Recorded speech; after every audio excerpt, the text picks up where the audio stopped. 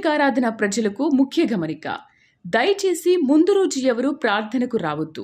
ఏ రోజు తైలాభిషేక ఆరాధనకు ఆ రోజు మాత్రమే రావలెను గమనించగలరు. ప్రార్థనా శక్తి వాచ్ నైట్ సర్వీస్ డిసెంబర్ 31 ఆదివారం. సమయం రాత్రి 10 గంటల నుండి ఉదయం 1 గంట వరకు. స్థలం NRC garden, metro pillar number 842, Moosapet, Kukatpally.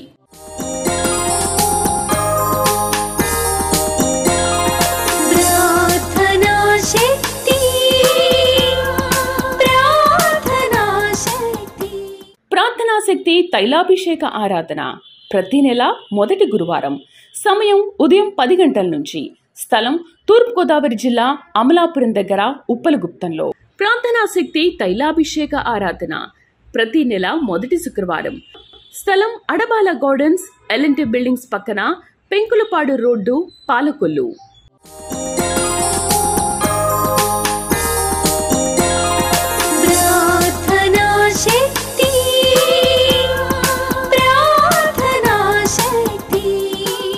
ప్రార్థనా శక్తి తైలాభిషేక ఆదివారపు ఆరాధన సమయం ఉదయం 10 గంటల నుండి 1 గంట వరకు. స్థలం వైస్రాయ్ గార్డెన్స్, జూబ్లీ బస్టాండ్ ఎదురుగా, సికింద్రాబాద్. ప్రార్థనా శక్తి తైలాభిషేక ఆరాధన ప్రతి నెల 2వ మంగళవారం. సమయం ఉదయం 10 గంటల నుండి. Shri convention hall, CR Reddy women's college, Vatluru, Eluru. ప్రార్థనా శక్తి తైలాభిషేక ఆరాధన ప్రతి నెల 2వ బుధవారం. సమయం ఉదయం 9 గంటల నుండి. స్థలం airport road, quarry market, Renuka apartment దగ్గర, రాజమండ్రి. ప్రార్థనా శక్తి తైలాభిషేక ఆరాధన ప్రతి నెల 2వ గురువారం.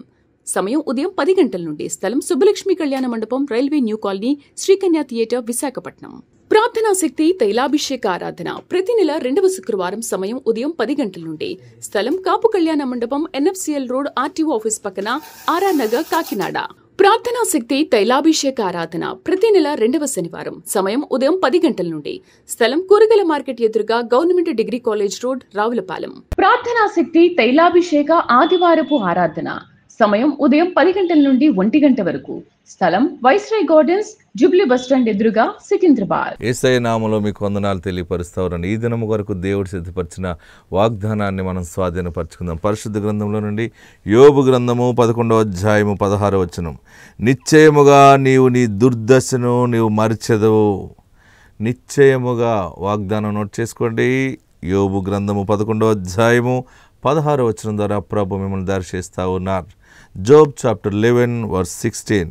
నిశ్చయముగా నీ దుర్దశను నీవు మరిచెదవు, దాటిపోయిన పారు నీటిని జ్ఞాపకం చేసుకున్నట్లు నీవు దానిని జ్ఞాపకము చేసుకునేదవు.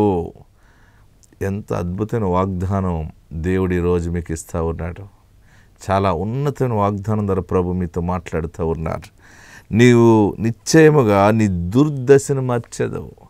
నా బ్రతుకంతా అప్పులో అప్పులో అప్పులో అని అనుకుంటున్నావు. ఎప్పుడు రోగము రోగము రోగము అని అనుకుంటున్నావు.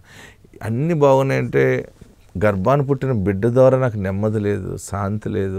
బిడ్డ ఏమైపోతుందో, కొడుకు ఏమైపోతాడో, లేకపోతే నా బ్రతుకు ఏమైపోతుంది, ఇంత చదువుకున్నాను, నన్ను ఏ దారికి వెళ్ళాలో నాకు అర్థం కావట్లేదు, లేకపోతే నన్ను ఎవరు పెళ్లి చేసుకుంటారో, రకరకాలుగా ఎన్నో సమస్యలు. ఇంతవరకు ఎన్ని ప్లాన్లు చేసినా ఏది సక్సెస్ కాలేదు.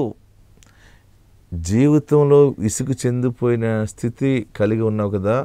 ఈరోజు దేవుడు నీతో మాట్లాడుతున్న మాట ఏంటంటే, నీవు నిశ్చయము నీ దుర్దశను మర్చెదు. నేను అప్పుల పాలైపోయినా, ఆ అప్పుల్లో ఎలాగ బయటకు వచ్చాను అని అనుకుంటావు. నాకు ఇల్లు లేనప్పుడు ఎంత బాధపడ్డాను, కానీ ఆ బాధ నాకు జ్ఞాపకం చేసుకుంటే అసలు నాకు జ్ఞాపకం రావట్లేదు. ఇల్లు లేనప్పుడున్న బాధ, అప్పులైపోయినప్పుడున్న బాధ, అవి తీరిపోయిన తర్వాత, దేవుడు నీకు మంచి గృహం ఇచ్చిన తర్వాత, నీకు మంచి జీవిత భాగస్వామిని ఇచ్చిన తర్వాత, అవమానాలన్నీ కూడా మర్చిపోతావు, అన్నీ మర్చిపోతావు. నీవు రిపీట్ చేసుకుని జ్ఞాపకం చేసుకున్నా సరే ఆ పడిన బాధ ఎలా ఉంటుంది అన్నాడంటే, ఇక్కడ చెప్తా ఉన్నాడు, దాటిపోయిన పారు నీటిని జ్ఞాపకం చేసుకున్నట్లుగా. నీరు వచ్చి వెళ్ళిపోయిన తర్వాత ఆ నీరు ఎలా వెళ్ళింది ఏంటి అని చూస్తే అది ఎక్కడికో అది చేరిపోతుంది, డ్రై అయిపోతుంది. ఎలాగొచ్చింది ఎలా పోయిందని అనుకుంటావో, ఈ రోజున నీ కష్టం కూడా అలా మాయమైపోతుంది అనమాట. నువ్వు నమ్ముతున్నావా? నిన్ను సంతోషపెట్టాలని చెప్పట్లేదు నేను. దేవుని వాక్యము పరిశుద్ధాత్ముడు నీకు బయలుపరుస్తూ ఉన్నాడు. ఆయన సేవకుడిగా నా నుండి నీతో మాట్లాడుతున్నాడు. నీ కష్టకాలం అంతా మర్చిపోతావు, దరిద్రం అంతా మర్చిపోయేలాగా దేవుడు చేస్తున్నాడు. అవన్నీ మర్చిపోవాలంటే నువ్వు చాలా ఎత్తులో నువ్వు నిలబడినప్పుడే మర్చిపోగలవు. అంత ఎత్తులో దేవుడు నిన్ను నిలబెట్టబోతున్నాడు. దేవుడు నిన్ను తృప్తిపరిచి ఆయన దీవెనలకు వారసుడిగా నిన్ను ఆయన బ్లెస్ చేసి ఉన్నాడు. ఆత్మ నీకు తోడైండును గాక. ఆమేన్. God bless you. ఈ వాక్యంలోకి రండి, పరిశుద్ధ గ్రంథంలోకి వెళ్దాం. మత్తయి సువార్త 2వ అధ్యాయము, మత్తయి సువార్త 2వ అధ్యాయము 10వ వచనం, 9వ వచనం దగ్గర చదవండి. వారు రాజు మాట విని బయలుదేరిపోచుండగా ఇదిగో తూర్పు దేశమున వారు చూచిన నక్షత్రము ఆ శిశువు ఉండిన చోటుకి మీదుగా వచ్చి నిలిచి వరకు వారికి ముందుగా నడిచాను. 10వ వచనం అందరూ చదవండి.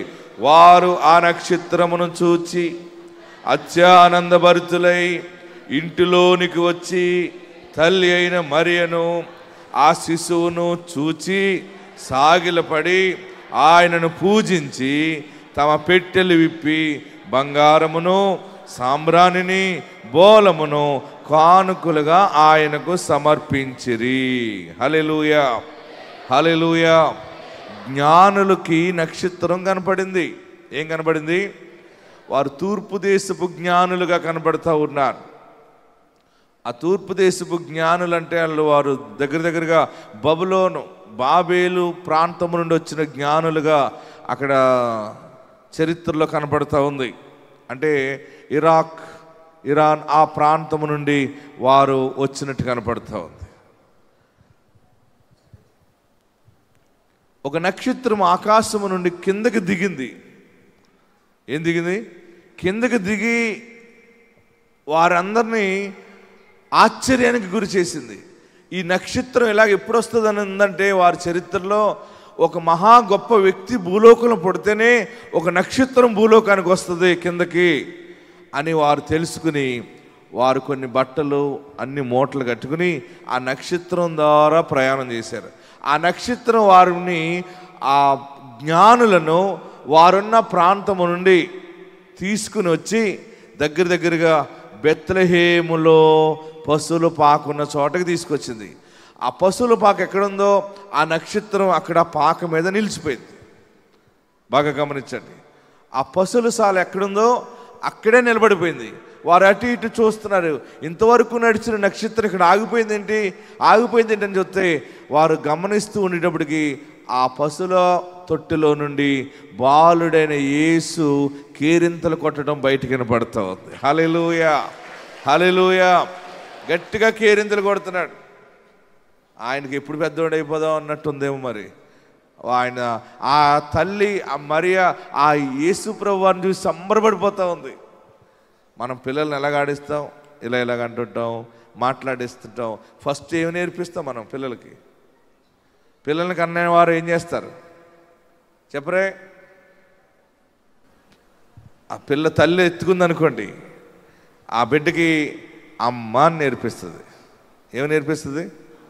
అమ్మ అని నేర్పిస్తుంది. అదే వాళ్ళ అత్తగారు ఎత్తుకుందనుకోండి, వాళ్ళ అత్తగారు ఏమి నేర్పిస్తుంది? అలా పిల్లోడు నానమ్మ ఎత్తుకుంటే ఏం నేర్పుతుంది? అత్తనమ్మ అంటుంది. అమ్మమ్మ ఏం నేర్పుతుంది? అమ్మమ్మ నేర్పుతుంది, అత్త నేర్పుతుంది, ఆడపడుచుని కూడా కలుపుతుంది. మళ్ళీ అందులో ఎవరు గోలాలదంటుంది. కానీ మరియా యేసు ప్రభు వారిని ఆడిస్తూ ఉంటుంటే ఈ కేరింతలు కొడుతూ ఉన్నాడు, కీ కీ అని. ఇవన్నీ బయటకు వినబడుతున్నాయి. జ్ఞానులు ఇక్కడేంటి చంటి పిల్లోడు మాట, చంటి పిల్లోడు స్వరం వినబడుతుందేంటి అని చెప్పి వారు సరిగ్గా ఆ పశువుల పాకలో కొంగు చూసేటప్పటికి బాలుడైగా ఉన్న యేసు ప్రభు వారు కనపడ్డారు అక్కడ. హల్లెలూయా, హల్లెలూయా. నక్షత్రము జ్ఞానులను తీసుకొచ్చి యేసు ప్రభు ఉన్న చోట చూపించింది. హల్లెలూయా, హల్లెలూయా. మంచిది. ఈరోజు మన అంశం ఏంటంటే నక్షత్రం గురించి కొన్ని విషయాలు మీకు తెలియపరుస్తాను. అసలు మానవ జీవితమే నక్షత్రం మీద ఆధారపడి ఉంటుంది. దేని మీద ఆధారపడి ఉంటుంది? మొత్తం నక్షత్రం. మనం పుట్టినప్పుడు ఏం చూస్తారు మన వాళ్ళు? పుట్టిన వెంటనే ఏం చూస్తారు? ఏ నక్షత్రాన్ని పుట్టాడో చూడండి రా అంటారు. పెద్దలు బయట ఉంటారు, లోపల బిడ్డను కన్న తల్లి బిడ్డను కంటది. కన్న వెంటనే ఇప్పుడు డాక్టర్లు కూడా, హాస్పిటల్లో డాక్టర్లను కూడా అడుగుతారు, ఏమంటే ఏ టైంలో పుట్టాడు, ఏ టైంలో డెలివరీ అయింది. ఇప్పుడు ఇంకా అడ్వాన్స్గా ఏమైపోయిందంటే ఆపరేషన్ చేసేటప్పుడు ఏమంటే ఫలానా నక్షత్రం వస్తుంది, ఈ టైంలో ఆపరేషన్ చేయండి, ఆ టైంలో ఆపరేషన్ చేయండి అని చెప్తూ ఉంటుంటారు. అంటే మన నక్షత్రము అనేకమైనటువంటి జన్మలకి నక్షత్రం అనేది రకరకాలుగా ఉంటుంది. మనము పుట్టినప్పుడు నక్షత్రాన్ని చూస్తాం, దానిని బట్టి రాశి ఫలము చూస్తాం కదా. మన జాతకం అంతా కూడా నక్షత్రాన్ని బట్టి ఉంటుందని మనకి బయట చాలామంది చెప్తూ ఉంటుంటారు.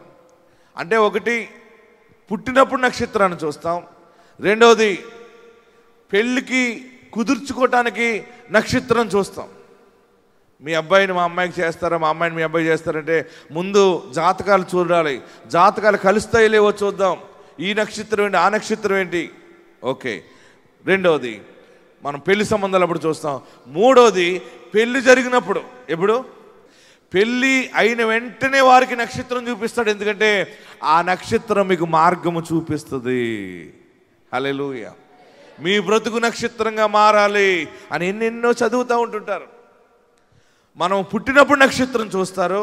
రెండోది పెళ్ళి సంబంధం కుదిరేటప్పుడు నక్షత్రం చూస్తారు. మూడోది పెళ్ళి జరిగిన వెంటనే నక్షత్రం చూస్తారు. తర్వాత ఇప్పుడు ఎన్నైనా 3. నాలుగవది చనిపోయినప్పుడు నక్షత్రం చూస్తారు.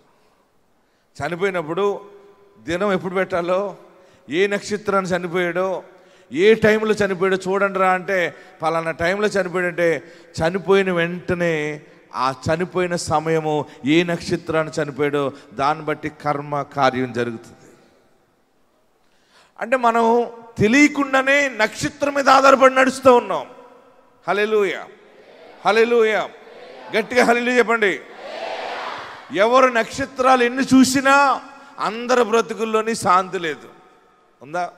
అందరూ నక్షత్రాలు చూసి పెళ్లి ముహూర్తం పెట్టాలంటే నక్షత్రం చూసి పెడతారు, ఏదైనా పని ప్రారంభించాలంటే నక్షత్రాన్ని చూసి పెడతారు. ప్రియులరా, ఎన్నో రకాలుగా మనం నక్షత్రాన్ని చూసి జన్మ, వివాహము, మరణ, కర్మ నక్షత్రం చూసే చేస్తుంటాం. కానీ ఈ నక్షత్రం ఏది?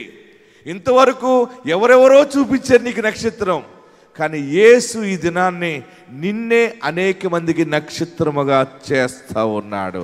నమ్మిన వారందరూ కూడా గట్టిగా చప్పటి కొట్టి ప్రభువును స్తుతించారు. ఆ నక్షత్రాలు, ఆ కథలన్నీ వేరు, నీ నక్షత్రము, ఈ కథ వేరు. ఆమెన్. చాలామంది కూలి పని చేసుకుంటూ లేదా చిన్న పనులు చేసుకుంటూ సడన్గా వారు ఒక ఎమ్మెల్యే అయిపోయారు అనుకో, మినిస్టర్ అయిపోయారు అనుకో, లేదా పెద్ద కంపెనీ CEO అయిపోయాడు అనుకోండి, ఒక పెద్ద పోస్ట్ వచ్చిందనుకోండి, అందరూ ఏమంటారు? నీ స్టార్ మారిపోయిందిలే. ఏమంటారు? నీ స్టార్ ఎలాగని ఈ అబ్బాయిని పెళ్లి చేసుకున్నాక నీ స్టార్ మారిపోయింది, ఈ అమ్మాయిని పెళ్లి చేసుకున్నాక నీ స్టార్ మారిపోయింది. పెళ్లి కూతురోళ్ళేమో వాళ్ళ అమ్మాయి గురించి చెప్తారు, పెళ్లి కొడుకోళ్ళు ఏమంటారు? మా అబ్బాయిని చేసుకున్నాక మీ స్టార్ మారిపోయింది అంటారు. స్టార్లు మారిని, స్టార్లు చూడాలి. ప్రియులరా, కొందరు ఆ స్టార్లో సినిమా హీరోయిన్ లాగా అయిపోవాలి, హీరోలాగా అయిపోవాలని ఈ జూనియర్లు తయారవుతుంటారు. కానీ ఎవరు తయారైనా ఎవరికైనా దుఃఖమే మిగులుతూ ఉంది.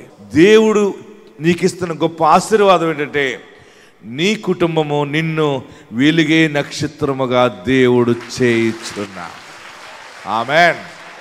దానియేలు గ్రంథంలోకి రండి ఒకసారి. దానియేలు గ్రంథంలో ఒక మంచి మాట ఉంటుంది. ఎవరు నక్షత్రం అంటే, నక్షత్రంగా ఎవరుంటారో అక్కడ రాశాడు. డానియేల్ చాప్టర్, దానియేలు గ్రంథం 12వ అధ్యాయము 3వ వచనం చదవండి. అండర్లైన్ చేసుకోండి. బుద్ధిమంతులైతే ఆకాశ మండలములోని జ్యోతులను పోలిన వారై ప్రకాశించెదరు. నీతి మార్గమును అనుసరించి నడుచుకున్నట్లు ఎవరు అనేకులను త్రిప్పుదురో వారు నక్షత్రం వలె నిరంతరము ప్రకాశించెదరు. హల్లెలూయా, గట్టిగా హల్లెలూయా చెప్పండి. బుద్ధిమంతులైతే ఆకాశ మండలములోని జ్యోతులను పోలిన వారై ఉన్నారు, ప్రకాశించెదరు. నీతి మార్గమును అనుసరించి నడుచుకున్నట్లు ఎవరు అనేకులను త్రిప్పుదురో వారు నిరంతరము ప్రకాశించు జ్యోతి వలె ఉన్నారు. నక్షత్రము మామూలుగా కడితే అది అందంగా కనపడదు. నక్షత్రం ఎప్పుడు అందం వస్తుందంటే, బాగా గమనించండి, నక్షత్రం లోపల స్టార్ కొంటాం కదా, ఒక బల్బు పెట్టి మనం స్విచ్ ఆన్ చేస్తే అది స్టారు ఎంతో అందంగా కనపడుతుంది. స్టార్ ఇంకా అందంగా కనపడాలంటే ఇంకా చీకటి ఎక్కువైపోవాలి. మిడ్ నైట్ చూడండి, మొత్తం అంతా కూడా అంత కామ్గా పడుకున్నప్పుడు చీకటిగా ఉన్న చోట ఇంటి దగ్గర ఎక్కడైనా ఒక చెట్టు దగ్గరైనా పాక దగ్గరైనా ఒక కర్ర కట్టి నక్షత్రాన్ని అలా వేలాడదీస్తే ఎంత సౌందర్యంగా కనపడుతుంది. అంటే ఎన్ని చీకటి సమస్యలున్నా, ఎన్ని కష్టాలు బాధలున్నా, నీ జీవితంలో నీతి నిన్ను వెలుగుగా మారుస్తుంది. అనేక మందికి నీవు నక్షత్రముగా ఆశీర్వాదంగా ఉంటావు. ఎవరో గురించి చెప్పుకోవడం కాదు, నిన్ను గురించి, నీ బిడ్డ గురించి అనేక మంది స్టార్ అని చెప్పే రోజు ఆసన్నమైంది. దేవుడు మీ కుటుంబాలని, మీ బిడ్డల్ని నిత్యము ప్రకాశించే స్టార్గా, జ్యోతి వలె ప్రకాశించే కృప ద్వారా ఆశీర్వదించునుగాక. హల్లెలూయా. నా బిడ్డ ఎప్పుడు వస్తుందో, నాకు ఎప్పుడు సక్సెస్ వస్తుందో, నాకు ఎప్పుడు విజయం వస్తుందో, ఎప్పుడైనా సరే సమయం వచ్చిందంటే స్టార్ తిరిగిందని అంటుంటారు. ఎవరో తిప్పడం కాదు నీ స్టార్ని, నీ బ్రతుకని నీ నక్షత్రాన్ని దేవుడు తిప్పాడు. నీవు నీతి కలిగి, నీతిని అనుసరించి, రక్షకుడైన యేసు వైపు చూచి ఆ యథార్థతలో నువ్వు కొనసాగినప్పుడు నిత్యము ప్రకాశించే నక్షత్రముగా నీవు ఉంటావు. హల్లెలూయా, హల్లెలూయా, గట్టిగా హల్లెలూయా చెప్పండి. ఈ నక్షత్రం దగ్గర ఇంకో లక్షణం ఏంటంటే, ఇది ప్రయాణము చేసే నక్షత్రం. ఏ ప్రయాణము?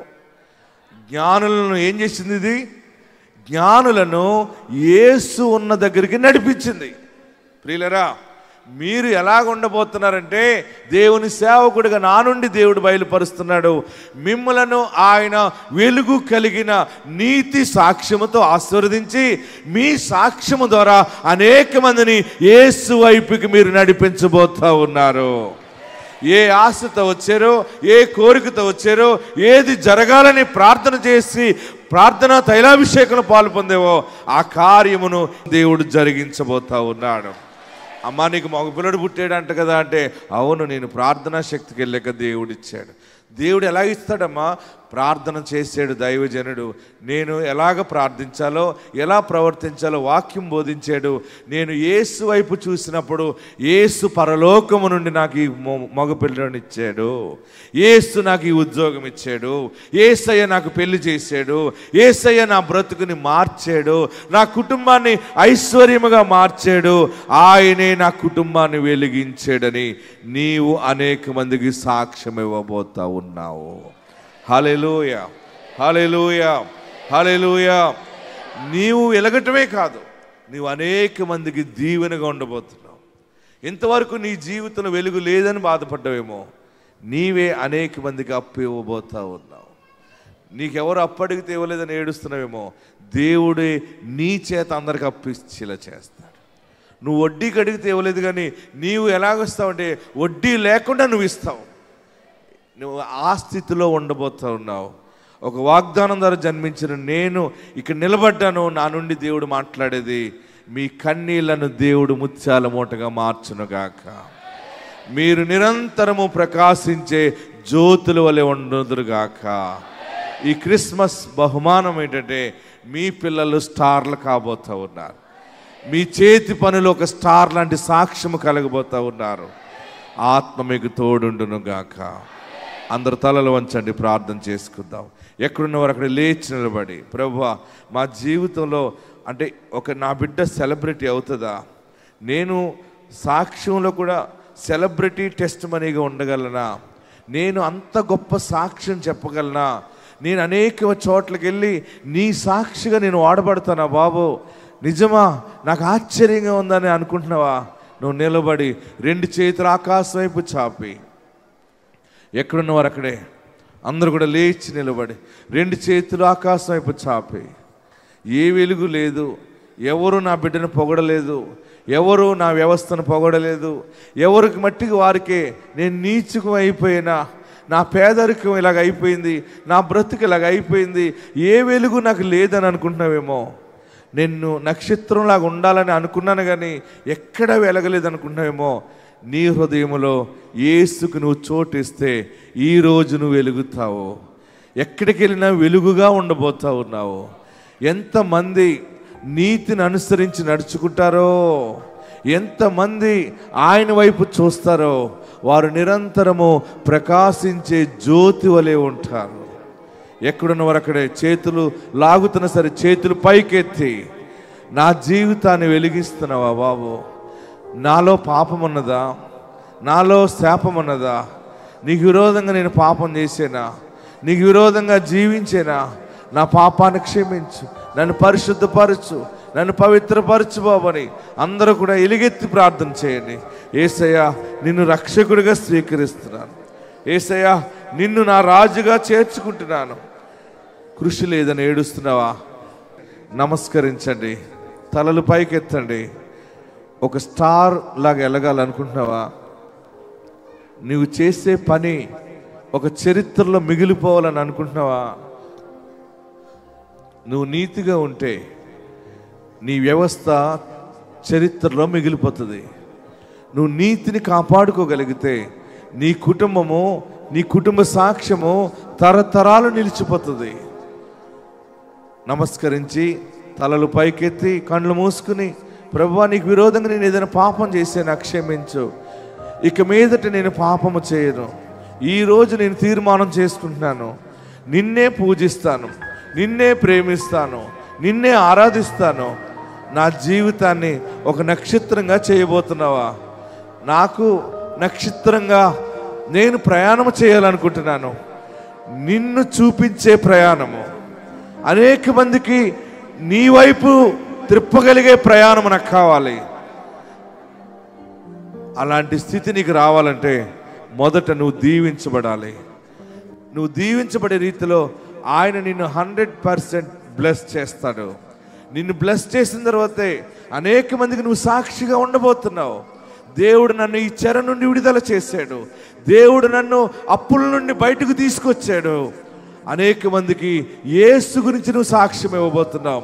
యేసు నా గర్భాన్ని తెరిచాడు, యేసు నా కుటుంబాన్ని మార్చాడు, యేసు నా గృహాన్ని ఇచ్చాడు, యేసే నా ఇంటిలో సమాధానాన్ని ఇచ్చాడు, యేసు నన్ను ఫలింపజేశాడు. గొప్ప సాక్ష్యము చెప్పే సమయము దేవుడి దినానికి ఇస్తా ఉన్నాడు. దేవా, నాకు దేవుడిగా ఉండు, నాకు నువ్వు దేవుడిగా ఉండు. హల్లెలూయా, హల్లెలూయా. అందరం ప్రార్థనలో ఉందాం, అందరం ప్రార్థనలో ఉందాం. హల్లెలూయా, హల్లెలూయా, హల్లెలూయా. ప్రార్థన చేద్దాం. గర్భం లేని వారికి, నైనా గర్భఫలం కావాలనుకున్న వారికి నీ ఆత్మ ద్వారా గర్భఫలమును దయచేయండి. జ్ఞానమైన బిడ్డలను దయచేయండి. గృహాలు లేవు ప్రభువా, చాలామందికి సొంత గృహాలు, నైనా ఇల్లు లేవని ఎంతో ఏడుస్తూ వచ్చారు. సొంత గృహాలు క్రిస్మస్ బహుమానముగా మీరు దయచేయండి. నూతన సంవత్సరంలో గొప్ప సాక్ష్యములు దయచేయండి ప్రభువా. వివాహము కాని వారికి జ్ఞానమైన జీవిత భాగస్వాములను దయచేయండి. అందరినీ ఫలింపచేయండి, నీకు సాక్షులుగా నిలబెట్టండి. ప్రార్థిస్తూ ఉన్నాం బాబు, నమ్మదగిన వాడా. వ్యాపారాలు లేని వారికి వ్యాపారాలు దయచేయండి. ఎవరు ఏ వ్యాపారం చేస్తున్నారు, ఇందులో లాస్ అయిపోతూ ఉన్నారు, అందులో నూతన అభివృద్ధిని దయచేయండి, నూతన ఆశీర్వాదాన్ని దయచేయండి. ప్రార్థిస్తూ ఉన్నాం. ప్రార్థనకు జవాబిచ్చేవాడా, కార్యములు జరిగించేవాడా, నీ కార్యములు జరిగించండి, నీ ఆత్మ కార్యములు జరిగించండి. ప్రార్థిస్తూ ఉన్నాం. కృప చూపించండి, మహిమ దయచేయండి. నీకు సమస్తము సాధ్యమే ప్రభువా. మీ పాదాల దగ్గర ప్రార్థిస్తూ ఉన్నాం. ఆత్మలో ఫలింప చేయండి నైనా. నీకు వందనాలు. నీ దాసుడిగా మొరపెడుతున్నాను. చెరలో ఉన్న వారికి విడుదల దయచేయండి. విదేశాలు వెళ్ళాలనుకున్న వారికి మార్గములు సరళం చేయండి. చదువుకునే బిడ్డలకి జ్ఞానము దయచేయండి. సమస్తములో నీ కృప దయచేయండి. యేసు నామములో అడుగుచున్నాము తండ్రి.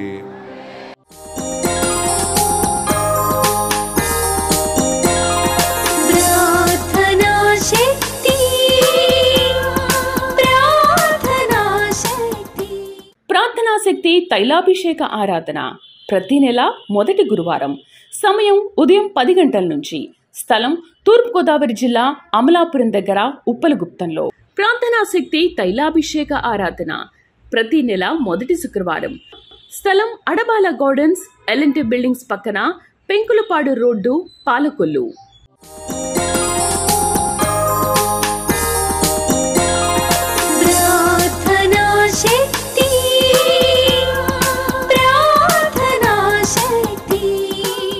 ప్రార్థనా శక్తి తైలాభిషేక ఆదివారపు ఆరాధన సమయం ఉదయం 10 గంటల నుండి 1 గంట వరకు.